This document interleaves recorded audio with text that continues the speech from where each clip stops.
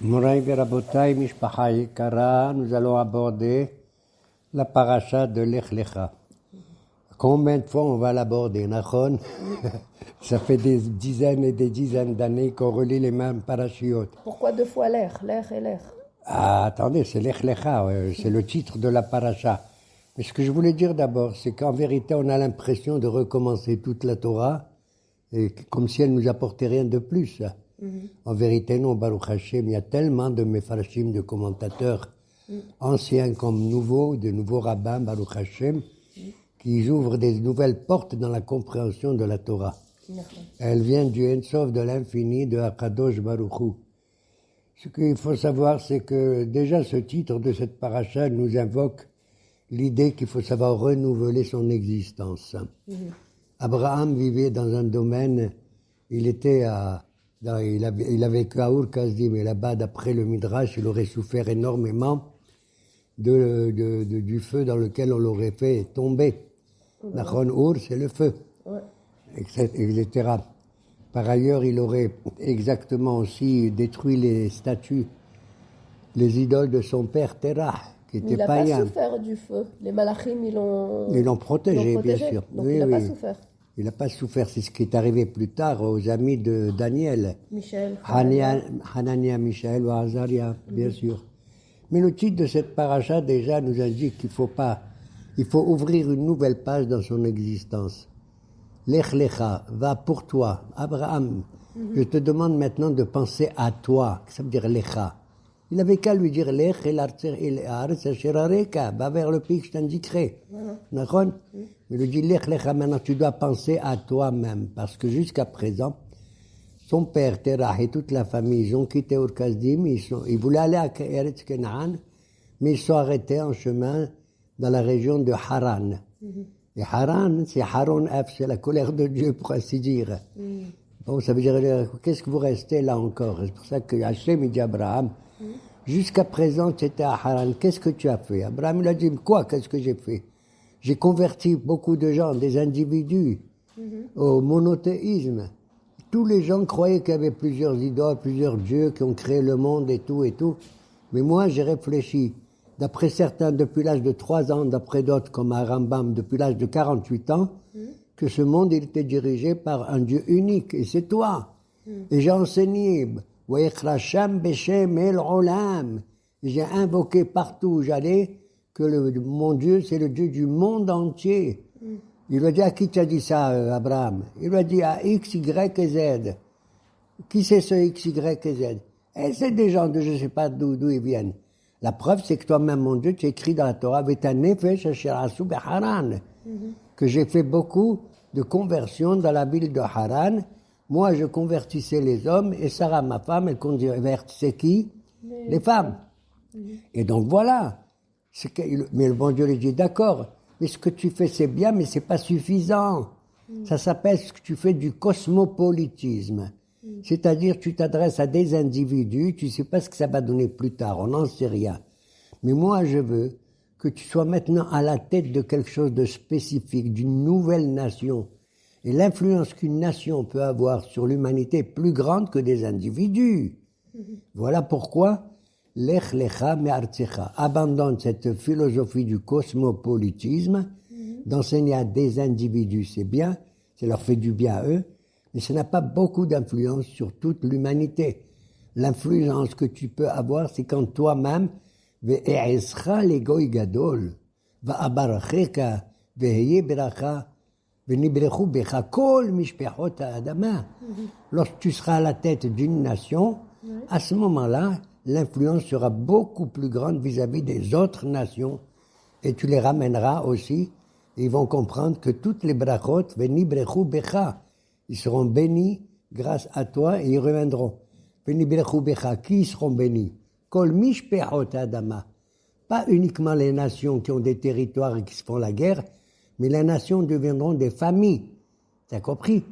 Quand les nations deviendront des familles, à ce moment-là, ils ne se feront pas la guerre. Tu comprends? Tu comprends, Abraham? Mais pour que ça puisse marcher, je veux que tu ailles dans un endroit qui est un endroit sacré. El Areka. Je vais te dire d'aller dans le pays que je vais te montrer. Est-ce qu'il doit montrer le pays? Il n'y a pas écrit. Le bon Dieu n'a pas dit à Abraham, va vers la terre d'Israël ou de Canaan.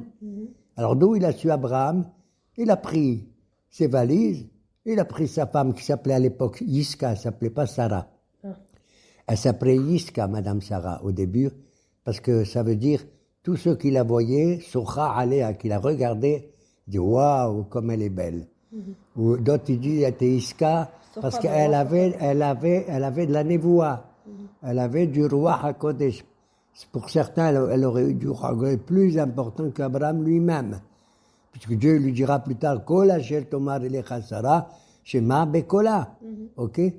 Alors Abraham, il accepte, avec grand cœur peut-être, mais c'est marrant parce qu'il se dirige vers l'endroit que Dieu lui a même pas montré. Il lui a dit, je te montrerai. Donc Abraham, il a à l'intérieur de lui-même cette connaissance qui se dirige vers le sud, c'est-à-dire vers Eretz Kenaan, qui sera la terre d'Israël. Peut-être, moi j'imagine qu'il est allé là-bas, étant donné que pendant le déluge du temps de Noah, le monde entier avait été détruit avec le déluge terrible, mais un seul pays n'a pas été touché d'après certains, c'est Eretz Israël. D'ailleurs, quand la colombe, la Yona, elle ramène Alezai Taraf Befia, une branche d'olivier, d'après certains, elle aurait pris, d'où vient cette branche d'olivier? De Eretz Israël. Donc, quelque part, Abraham Avinu, il a un sentiment intérieur qui se rend vers la terre d'Israël. Et il s'est dit, tiens, tout va être magnifique, je vais partir. Dieu lui a dit, lech à toi seul, tu pars, hein, c'est pour toi, pour ton intérêt à toi. Qu'est-ce qui se passe? Il quitte Haran, et brusquement on voit qu'il est accompagné par une multitude de gens, les Nefesh Sharasu Beharan, qui l'accompagnent aussi, et même son neveu, le pauvre Lot, qui était le fils de Haran, le frère d'Abraham, qui lui est mort dans le Kibshan Ha'esh, la fournaise ardente. Pourquoi lui, il n'a pas eu cette naisse, Haran? Il n'a pas eu parce qu'il a pas fait les Shem Shamaim. Il a dit, je vais profiter de ce miracle, moi aussi, pour que tous les gens ils disent, waouh, comme il est bien ce Haran. T'as compris? Et Miskin, il est mort. Bon. Et donc, Abraham est accompagné de tout cela-là. Et à ce moment-là, il voyage depuis Haran jusqu'à la ville de Bethel. T'as compris? De Shrem, pardon. Au moins 1000 kilomètres. On ne sait rien de tout ça. Qu'est-ce qui s'est passé?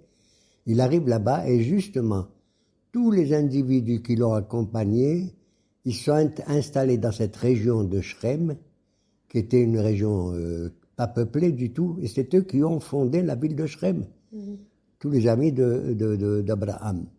Et Abraham, il a pris sa maison, son Ohel, et il est allé, il s'est éloigné de tout, à Nefesh Sharasu Beharan. D'accord? Il s'est mis au sommet d'une montagne qui est au-dessus de Shrem, qui s'appelle Baal Hatzor de nos jours, et c'est le centre, le cœur d'Israël elle-même. Et de là-haut, on voit tout Israël, le nord, le sud, l'est et l'ouest. Tu te rends compte? Et c'était merveilleux. Comme plus tard, Kadosh Baruch Hu, il va dire à Moshe de regarder toute la terre, mais pas de rentrer. D'accord? Mais Abraham, il va voir ça. Donc Abraham, il va faire la résurrection, la tehia de quoi? De l'humanité, tout simplement. Du temps de Noah, Misken, tout a été détruit. Depuis Adam jusqu'à Noah, il y a 10 générations. Et de Noah jusqu'à Abraham, il y a encore 10 Doroth.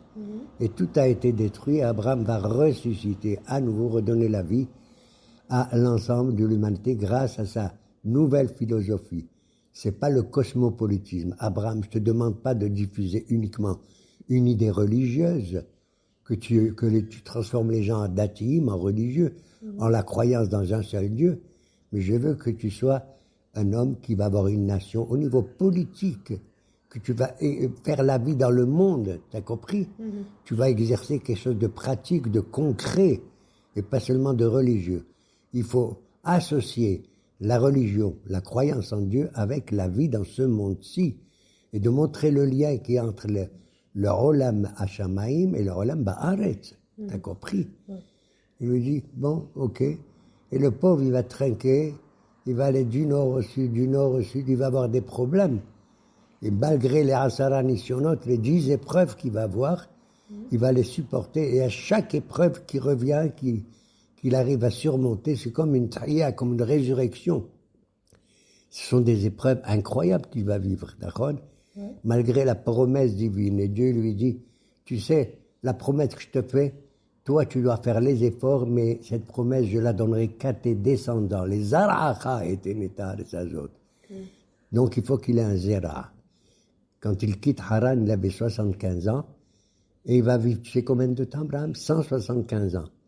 D'ailleurs, la gematria de Lech, Lecha, Lametchaf, c'est 50 plus 50, ça fait 100. Donc je t'accorde encore 100 ans. D'accord? Et voilà. Et toutes ces épreuves qu'il va avoir vont le conduire, le pauvre. À peine il arrive, il était content d'être en Israël, en Eretz Kenaan. Incroyable mais vrai. Une des épreuves la plus terrible, c'est qu'il arrive, Vaïhi Ra'av Ba'aretz.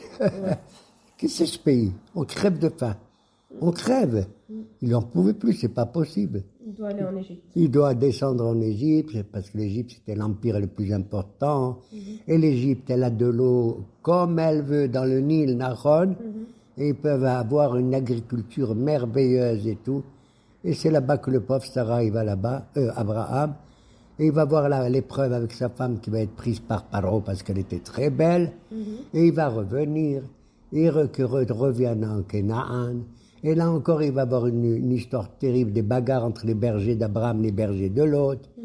Et l'autre va quitter Abraham, il va se rendre, tu sais où? À Sodome et Amora. Qui ressemblait qu'Egan, Adonai, qu'Eretz Misraïm. Tu te rends compte? Comme le jardin divin est comme un pays merveilleux et riche comme l'Égypte. Et ils se séparent, les deux. Et brusquement, on apprend qu'il y a une guerre, la première guerre mondiale. C'est les 4 rois de Kedor Laomer du Nord, Nachon, avec Elassar et Béra et tout. Ils vont faire la guerre contre les rois de Sodome et d'Amora. Et ils vont prendre un Hatouf. On parle de Hatoufim. C'est l'autre qui va être prisonnier. Et Abraham, tu te rends compte? Il va faire la guerre. On a vu ça, bonhomme. Il fait la guerre, on dit, avec 318 officiers importants. Peut-être que d'autres, parmi lesquels des amis à lui. Il avait avec lui 3 amis merveilleux, qui s'appelaient Aner, Eshkol et Mamré. On parlera de Mamré plus tard, d'accord? Et il va faire la guerre, il va gagner, il va libérer Lot, et le roi de Sodome qui lui dit, je t'en prie, rends-moi tous mes habitants à moi, et je te donne de l'argent. Et tout l'argent que tu as pris, etc., c'est pour toi, l'or et l'argent. Abraham, il a dit, pas du tout, je prends rien. Même pas un fil, ni un lacet. Parce qu'avant, ils mettaient un fil au-dessus de leur kafia, de leur tête, de leur chapeau d'époque. Et le lacet, c'est un remède, c'est une allusion à 2 mitzvot que le peuple d'Israël aura, c'est-à-dire les franges des tzitzit, et le lacet, c'est les téphilines. Voilà, grâce à ça. Et donc, on voit que si on apprend les raisons de toutes les mitzvot, elles nous viennent généralement de tous les avot. Abraham, Isaac et Yaakov. D'accord? Et donc, voilà, c'est une résurrection extraordinaire que nous devons à Abraham. Et à ce sujet, je voudrais justement évoquer la résurrection qui a un rapport justement avec la période que nous vivons. Puisqu'à partir du 7 Heshvan, eh bien, on va dire maintenant dans la Hamida, au lieu de Berchenu, mais Berech Alenu. Et Tashamayim, Vechule, Vetental ou Matar. Mon Dieu, maintenant, donne-nous. On demande la pluie et la rosée. D'accord? Alors, bon Dieu, on demande le pluie et la rosée, ok. Mais vous avez déjà demandé dans la Hamida au début, dans la bracha de, comment il s'appelle, Yitzhak. Tu dis, Mashi baruach umori dageshem, mechalkel hayim bechesed, mechayim metim berachamim rabim. C'est dans la mida, la valeur de Yitzhak Avenu, que tout ce qui est contradictoire, je vais l'arranger. D'accord? Et il compare la tombée de la pluie à quoi? À la résurrection des morts. Comment tu conclus la bracha de Yitzhak? Baruch ata Hashem, Mehaye Ametim. Donc il y a un rapport, plus ou moins, et je dirais plus que moins, entre la pluie qui tombe et la résurrection des morts. Ben, c'est évident. Sans la pluie, la terre elle va mourir. C'était clair, c'est clair et net. Et ce qui est merveilleux, c'est de voir que cette résurrection, elle vient du haut vers le bas. C'est-à-dire la pluie vient du ciel, Nachon, et elle tombe sur la terre et la ressuscite. Ils ont posé la question, dit d'où on a des preuves que la résurrection existe? Il dit espèce de rien du tout, tu n'as qu'à regarder. Prends une graine de blé, d'accord? Tu la prends, elle vaut rien, elle est petite comme n'importe quoi. Elle est sèche. Tu la mets, elle est sèche. Tu la mets dans la terre, hein, à 8 cm en dessous de terre, elle va se décomposer. C'est comme si tu dis, elle va mourir. Elle se décompose, elle vaut rien, c'est de la poussière. Brusquement, lorsque la pluie tombe, qu'est-ce que tu vois arriver, pousser brusquement? Tu vois pousser une plante, Nachon, et tu vois pousser une gerbe de blé énorme, avec des feuilles magnifiques et tout, avec lesquelles tu vas faire de la farine et tu vas faire du pain. Que c'est la bracha la plus importante sur le pain. Le pain vient de la terre.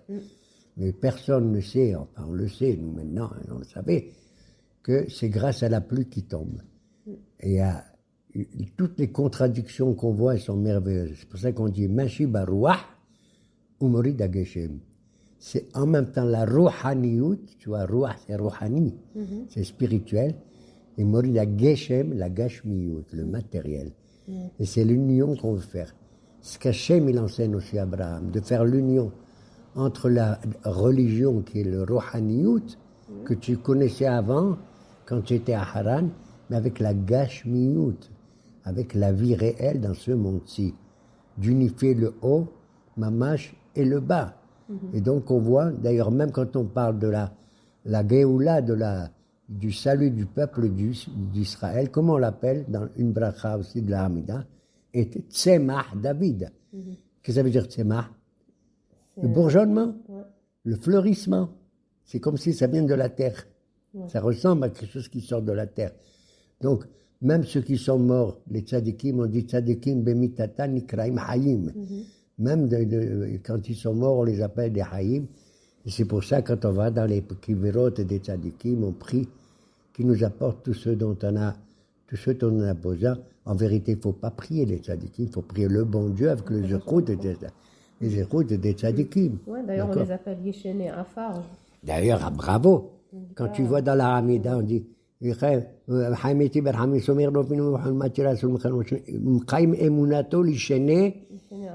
ceux qui dorment dans la poussière. Tu te rends compte? Un mort, il n'est pas mort. Comme s'il dorme dans la poussière. D'ailleurs, quand Hachem il parle à Moshe, il lui dit tu vas mourir, qu'est-ce qu'il lui dit?